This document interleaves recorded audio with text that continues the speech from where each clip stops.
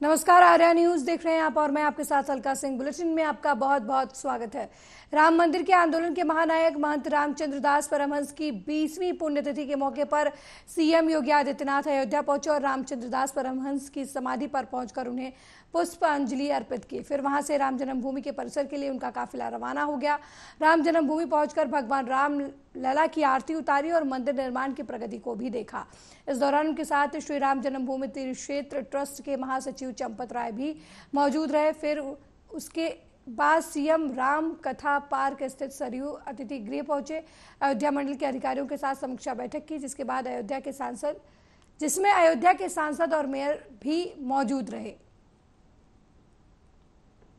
रामपथ का निर्माण तीव्र गति से किया जाए।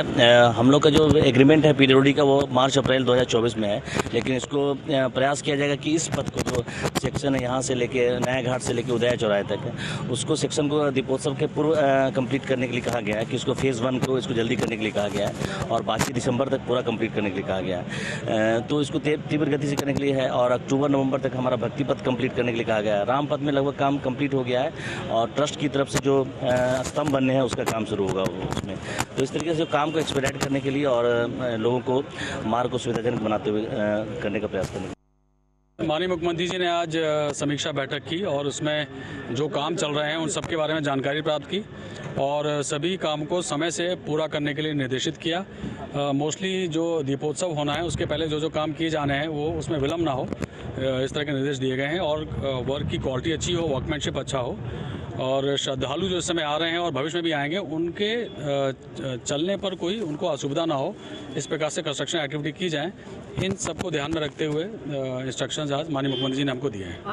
दीपोत्सव पे स्पेसिफिकली चर्चा नहीं हुई है, पर उसके पहले सारी तैयारियां हो जाएं, जो इंफ्रास्ट्रक्चर का काम चल रहा है उसके बारे में आज जोर था।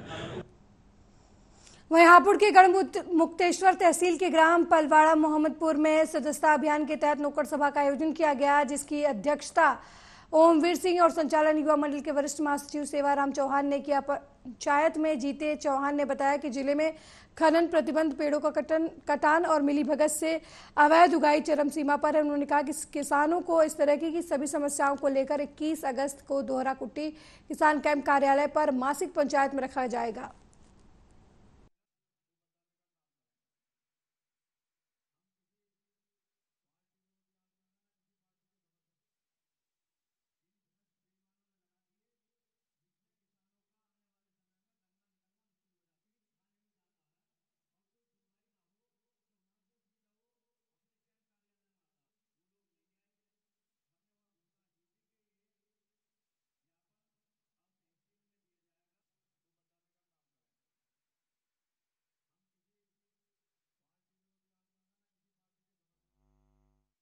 इन भ्रष्ट बेईमानों ने लगा दिए, जिससे किसानों का आने वाले समय में गन्ना निकलना मुश्किल हो जाती है। थाने में जाता है और कोई सुनवाई ना हो तो वहां से सीधा वो अपने कैंप कार्यालय में आता, वो लोग नहीं आए।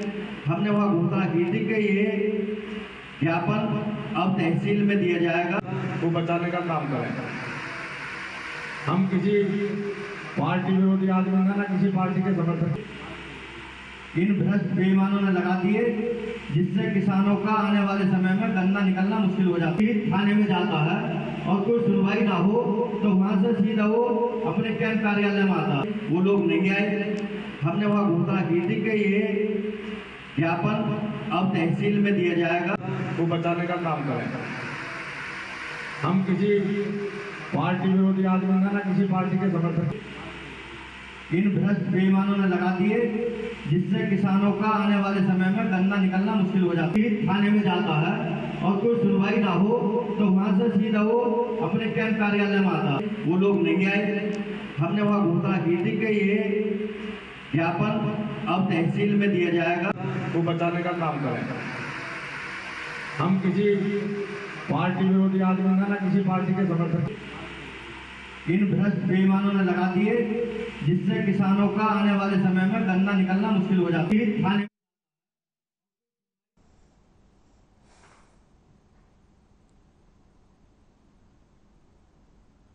वहीं गोरखपुर में अनिकेत पांडे नाम के व्यक्ति ने गोरखपुर यातायात पुलिस को सूचना दी कि वे राजेंद्र नगर से ऑटो में बैठकर धर्मशाला आए और ऑटो से उतरकर चले गए। उसी दौरान ऑटो में उनका बैग छूट गया, जिसमें उनका 25,000 रुपये और पासबुक भी था, साथ ही कुछ कपड़े भी थे। यातायात पुलिस द्वारा तत्काल ITMS के कैमरों और अन्य माध्यमों से ऑटो का पता लगाया गया और 3 घंटे के अंदर ऑटो और बैग को खोज लिया गया। अनिकेत पांडे को यातायात कार्यालय बुलाकर उनका बैग और उसमें रखे 25,000 नकद और पूरा सामान उन्हें सौंप दिया गया। अनिकेत पांडे ने अपना सामान पाकर यातायात पुलिस का आभार जताया, साथ ही कहा कि यातायात पुलिस की बहुत बहुत शुभकामनाएं।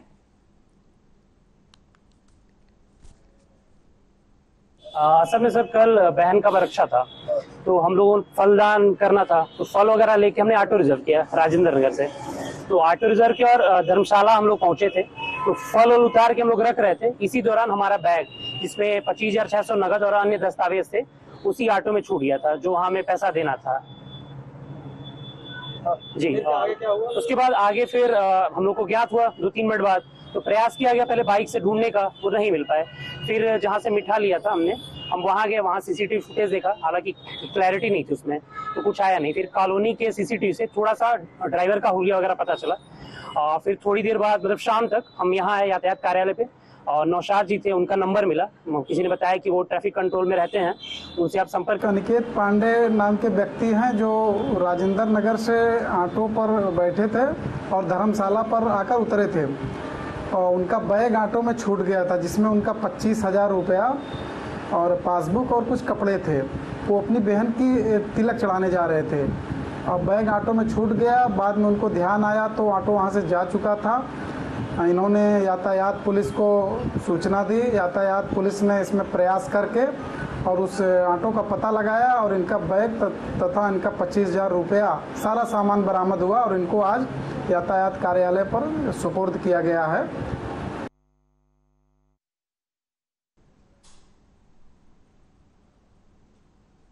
केंद्र और राज्य सरकार की लाख की कोशिशों के बावजूद खुले में शौच का चलन बंद नहीं हो रहा। रायबरेली में खुले में शौच के चलते ही एक किशोरी की दर्दनाक मौत हो गई। दरअसल किशोरी शौच के लिए तालाब से पानी लेने गई थी, जहां पैर फिसलने से डूबकर उसकी मौत हो गई। मामला सलोन कोतवाली इलाके के औटियाहा गांव का बताया जा रहा है, जहां अमृतलाल की 16 वर्षीय बेटी गांव के बाहर शौच के लिए गई थी। पास में स्थित तालाब से पानी लेने के दौरान उसका पैर फिसल गया और वो गहरे पानी में डूब गई। आसपास के खेतों में काम कर रहे लोगों ने उसे बाहर निकाला, लेकिन तब तक किशोरी की मौत हो चुकी थी।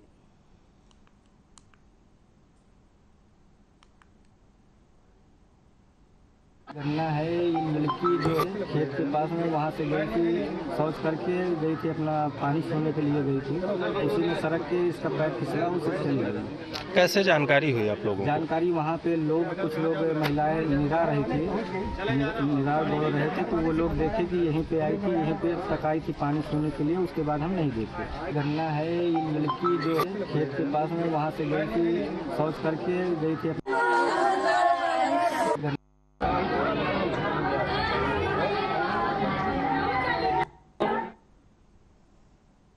वहीं रायबरेली में खेलते समय पानी के गड्ढे में गिरने से बच्चे की मौत हो गई। मामला शिवगढ़ थाना क्षेत्र के रीवा गांव का है, जहां संतोष गुप्ता नाम के व्यक्ति के बेटे शिवसागर गांव के बाहर बच्चों के साथ खेल रहे थे। खेलते वक्त वो पानी में गिर गए, जिसकी वजह से डूबने से बच्चे की मौत हो गई। आसपास के लोगों ने बच्चे को गड्ढे से बाहर निकाला, लेकिन तब तक बच्चे की मौत हो चुकी थी।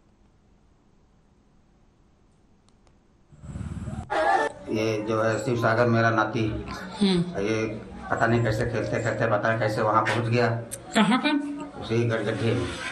कहाँ पर है वो गड्ढा? गाँव के बाहर। फिर क्या हुआ? फिर क्या हुआ, जो वहाँ जो कोई देखा होगा, हड़गुम्मा मचा, यहाँ जब लोग गए तो वहाँ पे डूबा था ये। जब निकाले तो जिंदा था या नहीं, खत्म हो चुका था। किसका वहाँ जहाँ पर ये डूबा था किसके जगह थी, किसका घर था? शमसुद्दीन। उसको सूचना दी क्या? यहाँ कोई नहीं था।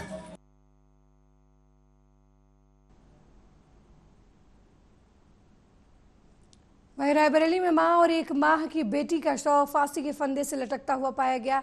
मासूम बच्ची का शव देखकर हर किसी की आंखें नम हो गई। परिजनों ने दहेज के लिए हत्या किए जाने का आरोप लगाया है।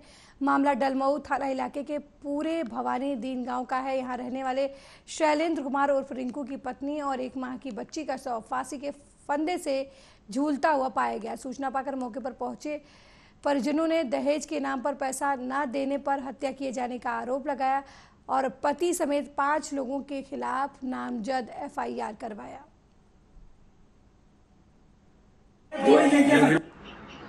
देखें, आज दोपहर CSC डलमऊ द्वारा एक मेमो स्थानीय थाने डलमऊ को भेजा गया, जिसमें ये बताया गया कि ग्राम पूरे भवानीदीन की रहने वाली ज्ञानवती, जिनकी उम्र 26 वर्ष है, और इनकी नवजात पुत्री जिसकी उम्र 1 माह है, दोनों इलाज के लिए हॉस्पिटल लाए गए और मृत अवस्था में पाए गए। इस सूचना पर हमारी स्थानीय पुलिस तत्काल हॉस्पिटल पहुंची और दोनों शव को सुपुर्दगी में लेते हुए पंचायतनामा भरकर पोस्टमार्टम हेतु मोर्चरी भेज दिया है। इस घटना के संदर्भ में ज्ञानवती के पति शैलेंद्र कुमार द्वारा बताया गया कि उनकी पत्नी पुत्री के साथ आत्महत्या कर ली है। घटना के बारे में स्थानीय पुलिस द्वारा ज्ञानवती के परिजनों को सूचित कर दिया गया है। हमारे को फांसी लगा के गड़बड़ में मिल के मारा है। और उसकी लड़की भी थी? हाँ, लड़की, छोटी लड़की भी नन्ही सी थी, उसको भी मार दिया गला दबा के। किसने मारा है? अरे सब लोग घर पर मिल के मारे हैं। नाम रिंकू हो गए और इनका नाम महेंद्र नहीं है, मगर पूनम नाम है और तीरथ रानी नाम है। सब घर में 5 ले जितने सदस्य सब घर पर मिल के मारे हैं हमारी बहन को। आज लगभग 3:40 के आसपास एक वाहन से ज्ञानवती नाम की महिला, उम्र लगभग 30 से 23 साल के आसपास, और एक महीने की बच्ची, दोनों मृत अवस्था में अस्पताल लाए गए। मेरे द्वारा निरीक्षण करने के पश्चात उनको मृत घोषित किया गया और संबंधित जानकारी पुलिस थाने में अग्रिम कार्रवाई के लिए प्रेषित की। वह जिला महिला अस्पताल से डॉक्टरों की लापरवाही सामने आई है। प्रसव के तीसरे दिन प्रसूता की मौत हो गई। मिली जानकारी के मुताबिक देहात कोतवाली के नौहा बिहारी ग्राम की रहने वाली नाजिया को 17 अगस्त को लेबर पेन के बाद 10 बजे जिला महिला चिकित्सालय लेकर परिजन पहुंचे। अस्पताल में ऑपरेशन से डिलीवरी कराई गई। बच्चे को ICU में भर्ती करा दिया गया। डिलीवरी के बाद नाजिया को भी बुखार आ रहा था। उपचार में उसे केवल बुखार की दवा देते थे। हालत बिगड़ रही थी, लेकिन डॉक्टर परिजनों को सब ठीक है कि गुट्टी पिला रहे थे। बार बार कहने के बावजूद उचित उपचार नहीं दिया गया, जिसकी वजह से महिला की मौत हो गई। वहीं महिला के परिजनों ने अस्पताल पर लापरवाही का आरोप लगाया है।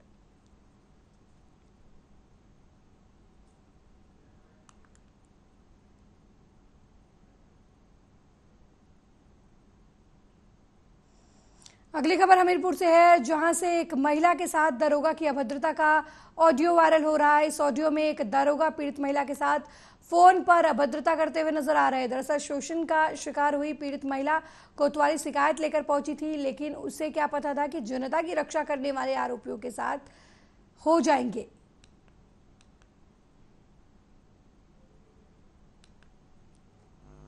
हेलो हेलो, 2 बजे खत्म हुआ। सर क्यों बैठा है आप?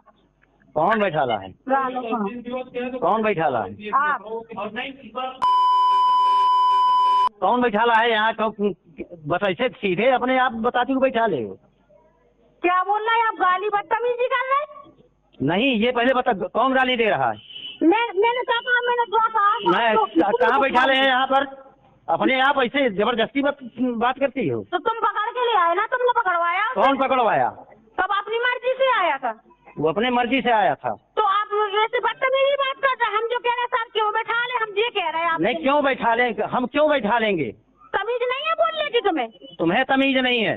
होश में आ जाओ, होश में आ जाओ, ज्यादा चक्कर में न पड़ो, नहीं तो फिर दिमाग खराब दुरुस्त कर देंगे तुम्हारा।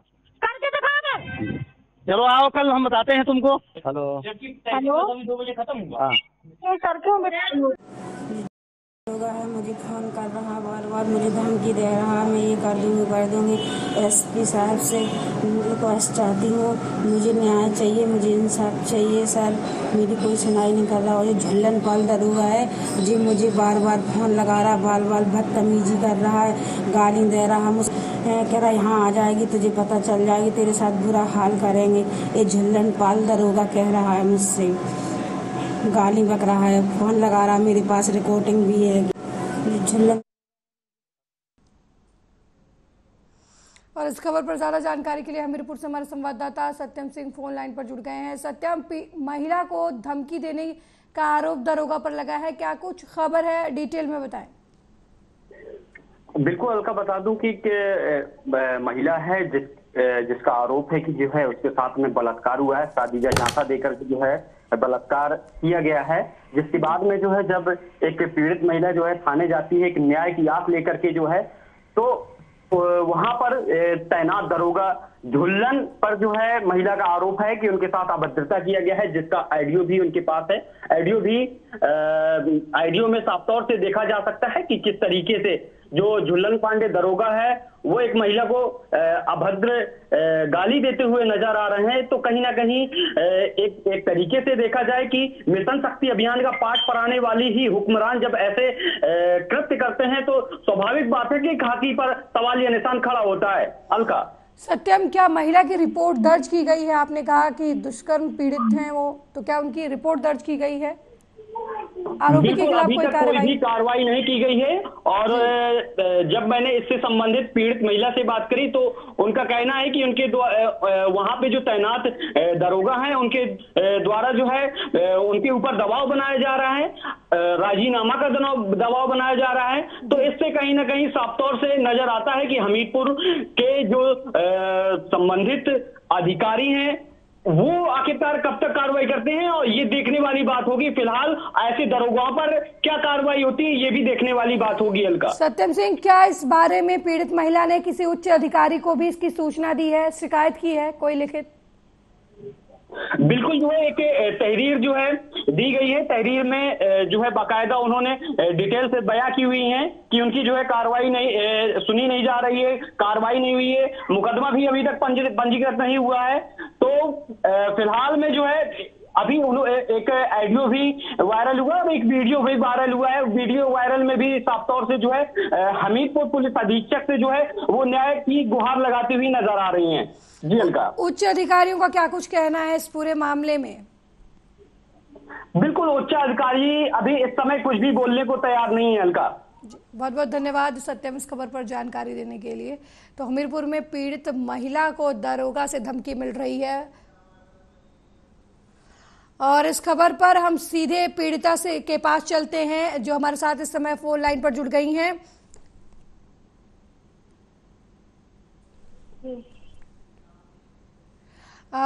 आप हमें सुन सकती हैं? आप ये बताइए कि क्या कुछ आपके साथ हुआ है, जिस तरीके की धमकी दरोगा की तरफ से दी गई है, क्या कुछ पूरी घटनाक्रम आपके साथ जो हुआ है उसके बारे में डिटेल से बताएं, पूरे देश की जनता आपको सुन रही है। जी मैम, मेरे साथ एक, उसका नाम छोटू अभिषेक है जी।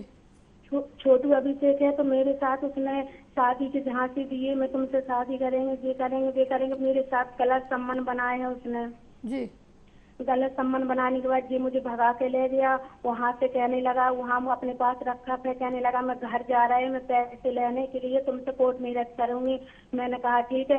ये मुझे छोड़ के भगे आया, कहा अपने गांव आ गया, फिर मुझे दोबारा लेने नहीं गया। फिर मैं वहाँ से आया मैम, मैं इसके घर गया, इसके भाई लोगों ने मुझे धक्के मार के भगाया। तो मैंने कि तुम्हारे भाई ने मेरे साथ गलत किया, मेरे साथ रहा, हम तुम्हारे घर में रहेंगे। तो कहने उसका बड़ा भाई कहने लगा, छोटू का बड़ा भाई कहने लगा मैं अपने घर में नहीं रखूंगी तुझे, और मैं तुझे गोली मार दूंगी। तो मैंने कहा कि तुम क्यों मुझे गोली मारोगे, तेरे भाई ने मेरे साथ गलत किया। कह रहा मैं गोली मार दूंगी, यही मेरा काम है, तुम्हें जहाँ जाने हो तुम वहाँ जा सकती हो, कोई कुछ नहीं कर सकता है मेरा।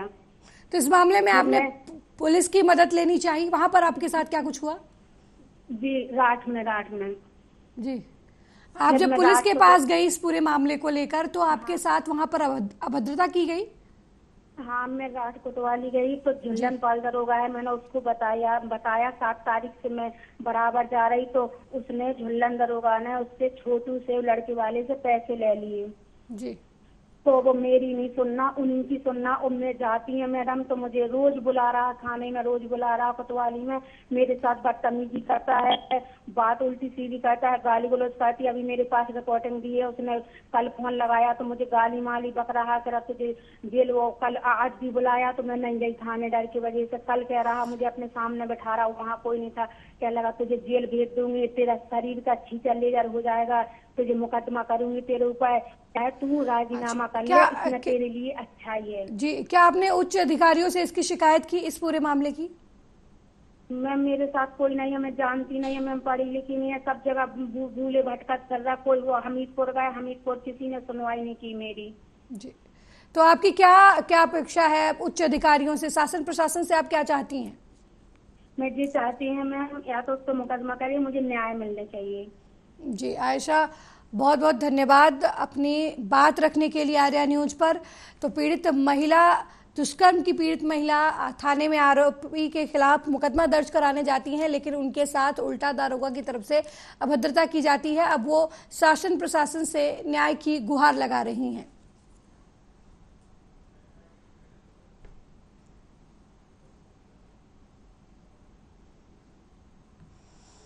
खबर लखीमपुर खीरी से है, जहां ट्रेन से कटकर एक व्यक्ति की दर्दनाक मौत हो गई। मृतक पलिया का रहने वाला बताया जा रहा है। घटना की जानकारी पाकर मौके पर पहुंची पुलिस ने शव को कब्जे में लेकर पोस्टमार्टम के लिए भेज दिया और मामले की छानबीन में जुट गई।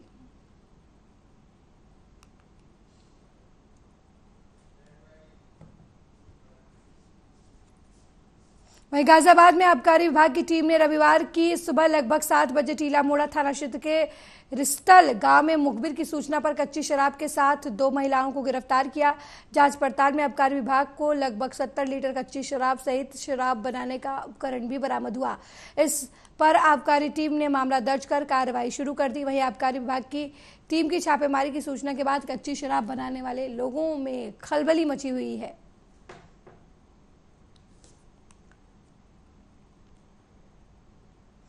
हमें सूचना मिली थी कि जो रिस्टल गांव है वहाँ पर कुछ लोग कच्ची शराब की बिक्री करते हैं। सूचना के अनुसार हम लोगों ने गांव में दबिश दी और हरिंदर जो कि गुड्डी पत्नी हरिंदर, इनके घर से लगभग हमें 20 लीटर अवैध कच्ची शराब बरामद हुई और उन्हीं की निशानदेही पर हमने राजेश कसाना पत्नी अशोक के घर पर हमने दबिश दी और उनके यहाँ से लगभग 50 लीटर अवैध कच्ची शराब बरामद हुई। सर कितने समय से शराब बेच रहे थे? शराब की सूचना तो हमें सटीक कुछ दिन पहले मिली थी। उसी तरीके से हम लोगों ने जो है वहाँ पे रेकी की और उसी के अनुसार हमने वहाँ पर दबिश। कितना माल बरामद? लगभग 70 लीटर अवैध कच्ची शराब बरामद हुई। कितने लोगों की अरेस्टिंग कर रहे हैं? 2 महिलाओं। वहीं गाजियाबाद में एक युवक को गोली मारने की खबर सामने आई है। युवक को गंभीर हालत में अस्पताल में भर्ती कराया गया। मिली जानकारी के मुताबिक मोदी नगर कादराबाद निवासी कल्लू नाम के युवक को कुछ लोगों ने पहले गोली मारी और फिर चाकुओं से युवक पर हमला कर दिया। युवक को गंभीर हालत में अस्पताल में भर्ती करवाया गया है, जहां उसकी हालत गंभीर बनी हुई है। वहीं घटना की जानकारी पाकर मौके पर पहुंची पुलिस मामले की छानबीन में जुट गई है। तो क्या मामला हुआ उनके साथ? ये जो घेर में अपने पशु बांधते हैं वहाँ पे जो है उनका चारा करने के लिए जा रहा था। ये लगभग जो है 9 बजे के आसपास की बात है। जो है एक बछड़ा इसके हाथ में से बाल्टी लेके गया हुआ था, वो हम वहीं पे बांधते हैं शाम के रात्रि में जो है। और वहाँ पे पहुँचने के बाद में 15-20 मिनट बाद ही हमारे मतलब जो है गांव के 2 व्यक्ति इसे लेके आ रहे थे और इस घटना के बारे में तो उसे ही पता है इसके साथ क्या हुआ। बस इसने तो वही इतना बोला कि मेरे गोली लगी है जो है। और ये पीछे से सारा घायल था, सारा खून हो रहा था पीछे की साइड से। किस बात को लेकर ये विवाद हुआ था? ये जो विवाद पहले ही चल रहा है गांव में जो है उनके साथ जो वे हैं। क्या विवाद चल रहा है? एक लड़की का मैटर था। अच्छा। वो लड़की और ये दोनों आपस में प्रेम करते थे। इन्होंने ये सूचना दी है कि उनके गांव के 4 लोग थे, 3 को ये पहचानते हैं, 1 को नहीं पहचानते हैं। और उन्होंने जब ये शाम को अपने काम से वापस लौट रहे थे तो रास्ते में रोक करके मारपीट की। उसके बाद से एक जो गन शॉट एक लगाया, एक फायर किया उन्होंने। सर किस विवाद के चलते ये मामला सामने आया? विवाद प्रथम दृष्टया ये जानकारी मिली है कि जो आरोपी पक्ष है उसके घर की एक लड़की थी जिसका इन्होंने इनके ऊपर अपहरण का मुकदमा दर्ज था 2022 में। वो बाद में लड़की बरामद हुई थी, इसमें धाराओं की बढ़ोतरी भी हुई थी और ये जो मजलूम है वो जेल गए थे उस समय। तो उसके बाद उसी रंजिशवश इनका मानना है कि घटना की है। सर इन्होंने ये सूचना दिन से लड़ाई है। किन से? सुधीर सर। क्या इससे पहले भी आपके ऊपर कोई हमला वगैरह हुआ? सावड़िया में हुआ था। अच्छा, तो आपने इसकी शिकायत की थी, कोई लिखित शिकायत? अच्छा, अभी कितने लोग थे जिन्होंने आपके ऊपर हमला किया है? ये 4 जने थे। कौन कौन थे, क्या नाम है उनके? लड्डू था, सुधीर था, संदीप था, एक का नाम नहीं पता।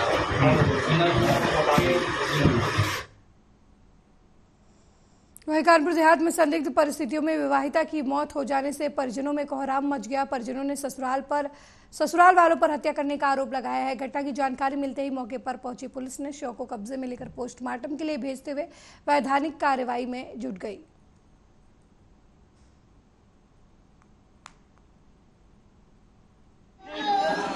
उमाकर जी, क्या घटना हुई है कि आप देखना चाहिए? हमारी घटना मतलब हमको 10 बजे फ़ोन पहुंचा है कि आपके पिछले फांसी लगा ली।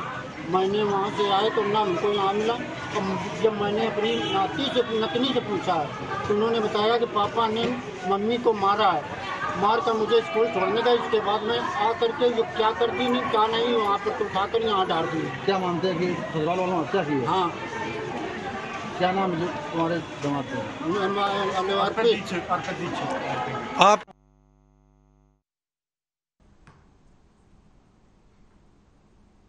मेरे साथ इस बुलेटिन में फिलहाल इतना ही। देश दुनिया की तमाम खबरों को देखने के लिए देखते रहिए आर्या न्यूज़। नमस्कार।